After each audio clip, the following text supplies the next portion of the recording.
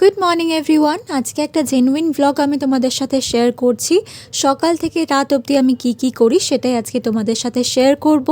তো সকালে উঠে সবার প্রথমে আমি যেটা করি, ওয়ার্ম ওয়াটারে লেবু দিয়ে জল খাই। আমি ভুলে গেলেও দীপ প্রত্যেক দিন রাত্রেবেলায় ড্রাই ফ্রুটস জলে ভিজিয়ে রাখে। তো সেদিন আমি এই ডেলিসিয়াস দেখতে ব্রেকফাস্ট বোলটা বানিয়েছিলাম। তারপরে চলে গিয়েছিলাম নার্সিং হোম, কজ এখন আমার ইন্টার্নশিপ চলছে। তো ওখানে গিয়ে একটা নিউ বর্ন বেবিকে দেখলাম। সেদিন আমরা তিনজন মিলে ওকে খাওয়াচ্ছিলাম, একদম একটু করে খাচ্ছিল, এত কিউট লাগছিল। কাশ আমি ওটা রেকর্ড করে রাখতাম। আমার ডিউটি থাকে 2টো পর্যন্ত, আর তাছাড়া ওই দিন পেশেন্ট অনেক কম ছিল, তাই তাড়াতাড়ি বাড়ি চলে এসেছিলাম। এসে একটা পাপায়া কাটলাম আর রোদে বসে বসে সেটা এনজয় করলাম। তারপরে ঘুমিয়ে পড়েছিলাম।